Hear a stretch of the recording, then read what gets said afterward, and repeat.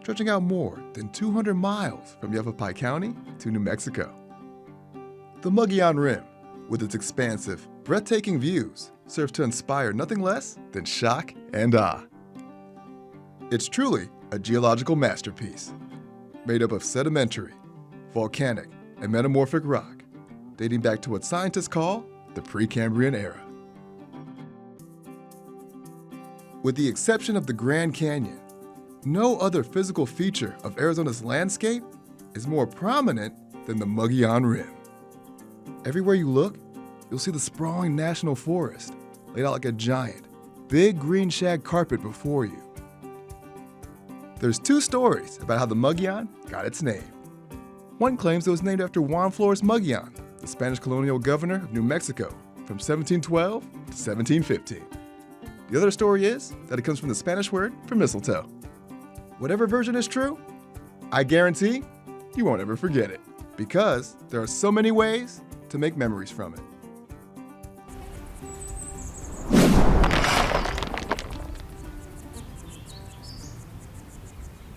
I'm Mike Easley, and on this episode of Trail Mix, all roads and trails lead to Payson and the mighty Mogollon Rim. We'll trek into the world-famous Tonto Natural Bridge, a wondrous gaping hole in the middle of the state. And we'll hop on a bike for an up-close ride, skirting the stunning Mogollon Rim Vista Trail, plus off the beaten path. We'll step back in time to show you what education looked like in Strawberry back in the 1800s. And later, who doesn't love pie? A great place to carb load before you hit your next trail. Are you ready? Oh, you know I'm ready. Trail Mix starts right now. Tonto Natural Bridge is the largest travertine natural bridge on the planet. It is approximately 183 feet high, 150 feet wide, and 400 feet through. Tucked in Pine Creek Canyon, about 10 miles north of Payson, Tonto Natural Bridge State Park is the sparkling jewel of Arizona's rim country. Tonto Natural Bridge has approximately 1.8 billion years of geologic history, according to state and regional geologists, and the bridge itself is somewhere between 400,000 and 80,000 years old. Travertine you can think of as recycled limestone. So off to our left here, or east, we have Buckhead Mesa. The whole east side of this canyon is made of limestone, calcium carbonate. So rain and snow percolating down through Buckhead Mesa pulls the calcium out of that limestone into a solution. That solution is kept under pressure as the water moves underground, and when it pops out as our spring here on the hillside, that calcium redeposits as travertine. And over the past 800,000 to 80,000 years, that has formed the natural bridge. most natural bridges are made of sandstone or limestone, which makes this bridge even more unique. You can see various angles of the bridge from 4 different viewpoints. Paved trails on top give you an overall view of the bridge and the surrounding mountains. It's beauty, meant to be admired and explored. After all, hiking is the main draw here. 4 trails lead you deep into the canyon. Neither are long, but they are steep and considered strenuous. They each offer a sensory experience, from the textures of the rocks to the soothing sounds of rushing water. So today, we're checking out the Waterfall Trail with park manager Andrew Young. I wouldn't call it easy, because you got about 100 uneven stairs you got to get up and down. But what's also neat about this trail is you transition from this kind of upland forest of juniper and cypress, and as you go down slope, you're transitioning to more of a riparian ecosystem. So the trees change in this short drop in elevation because of the water down the canyon. This is the park's shortest trail at just about 300 feet. It dead ends with a big payoff, the Waterfall Cave. This is the namesake of this trail is the Waterfall Trail, right? And hence our little waterfall. Now there's 2 waterfalls on the park itself. Now obviously they're not big, we're not talking about Niagara Falls here. That's because these are spring fed. So we're talking about low flow, low volume waterfalls. If you look right behind me here, this is some older travertine, right? There's no water flowing through it. So it's dry and it's going to be older. Now if you look at some of this other travertine, you can actually see where old roots were, where the travertine grew around those roots, and that organic matter rotted away and left these cavities, basically fossilized channels where roots were. Whoa. Right? Now as far as newer travertine, right behind you on this waterfall is going to be the best place to see travertine actually being born. So again, this water, it's coming from our springs, it's draining down to the canyon, and it's draping over all these mosses and these ferns and these wildflowers. You can actually see, hanging off of this moss, travertine is precipitating out. Now, not only that, this trail, as it currently stands, it was built out in the early 1990s. Okay. And we have this grating here to aid in traction coming through. And if you touch this, you could feel the stone. It's turned to stone. Oh, wow. Where the water is hitting. It's wow. You can see the guardrail on the trail going a little bit further down. Yeah. It's almost now completely enveloped in travertine and stone. It's alive, right? It's moving. This place is very dynamic. Every time you come here, it's always going to be different. Another special thing about this trail is all this vegetation you see around us. These are hanging gardens. So even in the middle of June, when it's super hot outside and we're not getting a whole lot of rainfall, these are super lush, beautiful places to just come hang out and enjoy nature. Pine Creek Trail is about a half-mile long, with roughly 400 feet of developed trail before it leads you into the creek bottom itself. Every time we have a major storm, that trail changes. It's not a trail where you follow a path, you have to climb over rocks. And so consequently, it's called boulder hopping.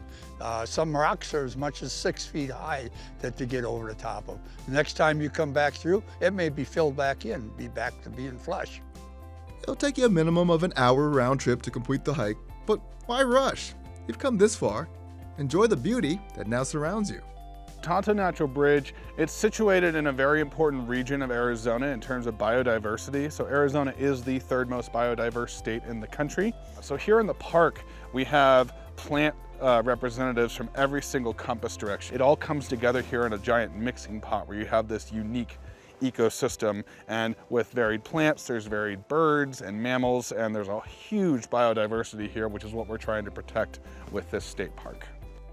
No matter where they're located in our state, Arizona's trails are part of a larger community, and you never know who you'll bump into. I was the executive director for Arizona State Park System for about 23 years, so this was a place that I helped negotiate the purchase of for the state of Arizona.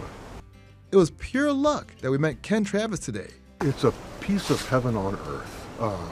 You get down in here, you can't hear the noises of the traffic. You can hear the breezes that are around you. You can hear the waterfall if you're close enough, and it's just it goes down to your soul. I think it's just wonderful all over.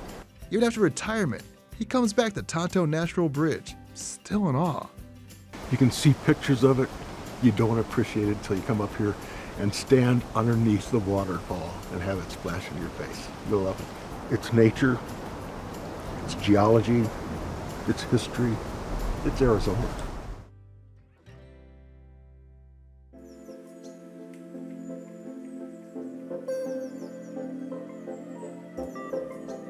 Welcome to Woods Canyon Lake. Now, a lot of Phoenicians come up here during the summertime to escape the heat, but also, look behind me. You know that's good fishing out there. So there's a hiking and biking trail near the lake, and the views of the rim are just simply the best. So we've done enough of this talking, and let's get to riding.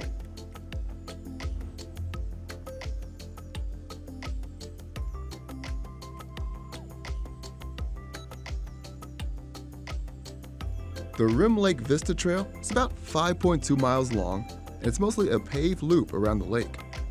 Woods Canyon is one of a string of lakes that's created by damming small canyons in the 50s to create recreational areas. It's a favorite for valley campers and anglers. As pretty as the lake views are, it's secondary to the stunning panoramic views of the mighty Mogollon Rim. It's gorgeous. We just love the rim. It's gorgeous. Look, so majestic, God's creation. The trail can be close to the edge of the rim, with steep drop-offs and no guardrails. So be smart and get off your bike to get a better view. And if you're afraid of heights, and even if you're not, always be very cautious. Be aware of your surroundings. To walk up close to the edge of the rim and look out over miles and miles of vast greens, blues, and purples really makes you feel pretty small in the grand scheme of things.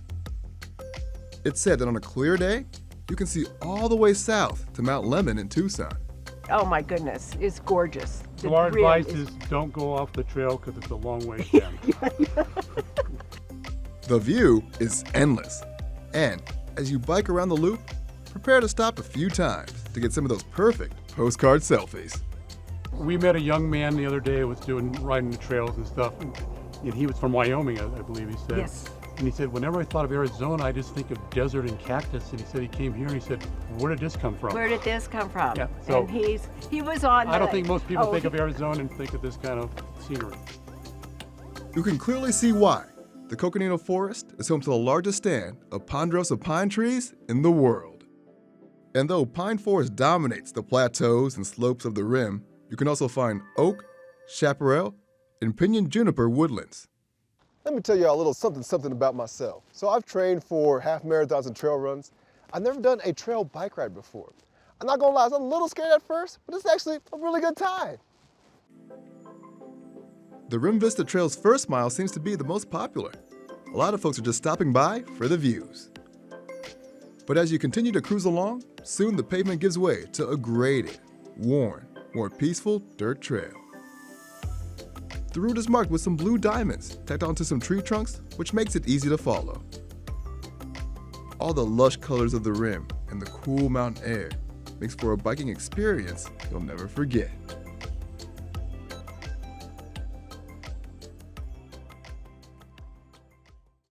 The town of Strawberry is charming and historic at the same time. Let's take the Strawberry Schoolhouse, the oldest standing schoolhouse in Arizona. Y'all know what that means. Class is back in session.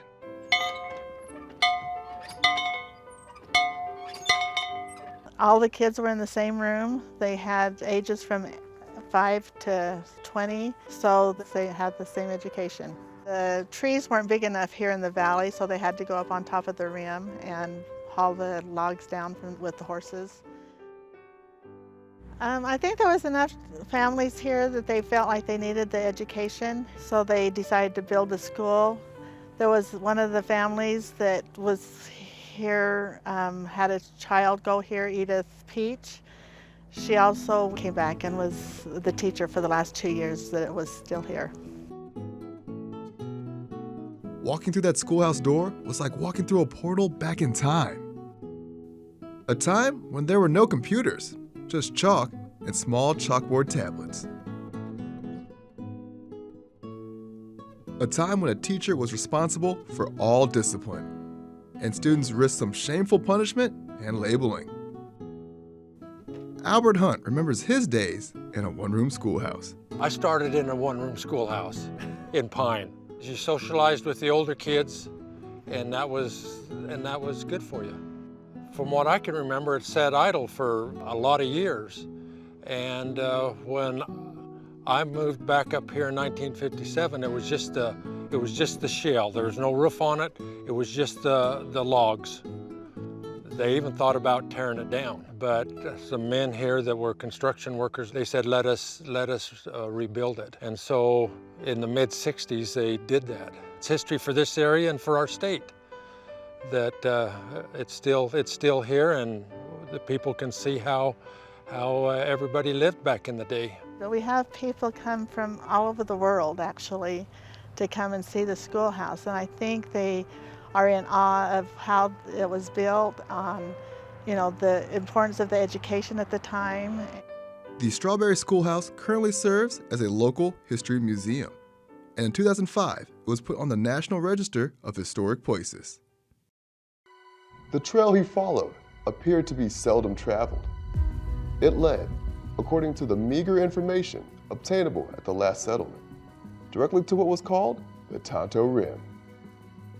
While the novels of Zane Grey are detailed works of fiction, they give us a true account of what life was really like here in Payson before Arizona was ever a state. People in this area were living a pioneer existence probably up to about 1933 when the first road went in between here and the valley. In a sense, he didn't make up the stories. The stories were there for him to just put down. The mystique of the Mogollon Rim and the romance of the Wild West were brought to life by the vivid storytelling of Zane Grey. He was such a prolific writer that no matter what book you read, you will see the area. That's how he wrote. And he kind of grabs you, and it's hard to put the book down. The avid outdoorsman was actually a dentist from New York. While on a trip out west, he fell in love with Arizona's rim country toward the end of the First World War. He eventually built what he called a hunting lodge below the Mogollon Rim in 1921. Fantastic view. I mean, still the location has a fantastic view because he just loved the rim country. And Zane was very adamant about one thing. He did not want a road up to the cabin. He wanted to keep it as natural as possible. So everything, and I do mean everything, came up on pack mule and pack horses. He would use Payson and the rim's unspoiled views as many of his scene setters, with 13 of his 85-plus novels taking place right here in rim country. And with Zane in his writing, you will see what he saw. He was extremely descriptive in his writings. The Mogollon Rim, or Tonto Rim as he called it, was as much a character in his novels as the heroes and heroines he wrote about. And from there, Grass Valley could be seen down in the Tonto Basin. The ascent of the ground was so gradual that only in long, open stretches could it be seen. But in 1929, Grey stopped coming to Arizona. He wanted to film a bear hunt, and hunting season, unbeknownst to him, had changed from October to November. So he asked for a special permit, promising not to kill the mother bear, just wanted to film the hunt. And they denied him. He threatened to leave Arizona, and Arizona said, go ahead. Grey died in 1939 at age 67, and his cabin fell into disrepair. While it was eventually restored, it was forever lost in the 1990 Dude Fire. It was the last structure to burn in that fire. They had stopped it right after that, but it burned totally to the ground. There was really nothing left of it. Tragically, the wildfire sparked by dry lightning took out 68 homes and killed 6 firefighters.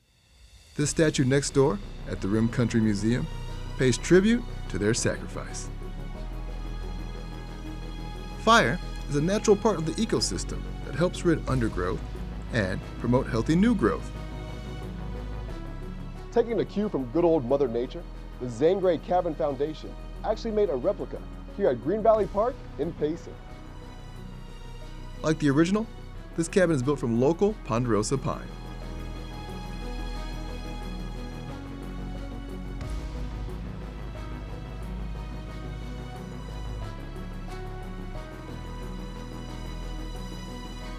The original cabin was destroyed, and this replica was built by using photos. Can you tell me more about that process? That sounds like it can be a little difficult. Well, they had the basic structure or the size of the cabin by just simply going up there and measuring where the pylons were. They knew where the chimney was. Then they had photographs of the Zane Grey era period of time. We have actually a number of those from the outside. So they had a pretty good idea of where things needed to go. So you mentioned the chimney earlier. I'm seeing these really, really cool drawings. Like, what are these right here? Well, Zane Grey was very, very intrigued by the Native Americans. And he also, one of the people that traveled with him frequently was a lady named Lillian Wilhelm. She was an artist, but she also was a cousin of his wife. And so Lillian was the one that actually painted on the fireplace. And of course, there's a replica of Grey's writing chair. Well, that is one of 12. One of 12? He wanted to be comfortable when he was writing. His wife wanted to make sure he was comfortable when he was writing. So over time, they had 12 different Morris chairs scattered in all of his homes on wheels. So if you take where this original cabin was, those windows right there would be facing south. So that would actually have been where he would have been writing most of the time. But he would move from one window to the next to get the natural light. His portrayal of women, they're just very, very tough ladies. And I think he wrote for women, in a sense. Just because he liked women, he respected women, and there's always tough women in his books, just about all of them. Nearly 100 years since leaving Arizona, Grey is still arguably the king of the Western novel and the Payson area's most famous resident, while his beloved Rim Country is as magical as ever.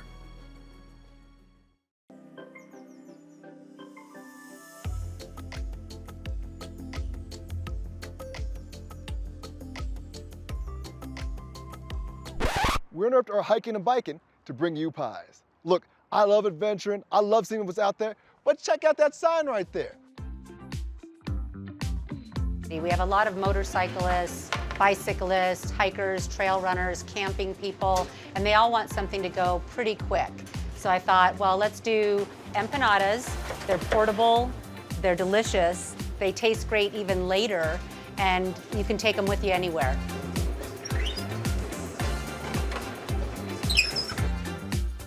Dough is made fresh here, fillings are made here, and even though we're so very small, we're able to pump out a lot of really delicious empanadas.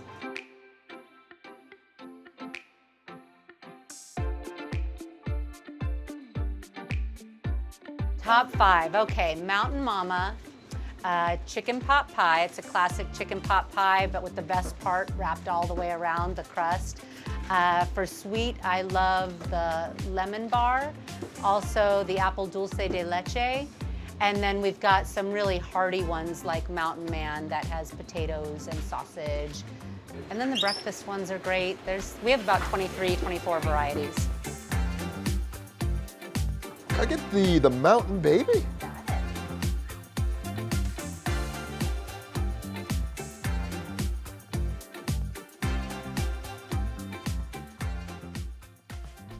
Let's go hit the trails now.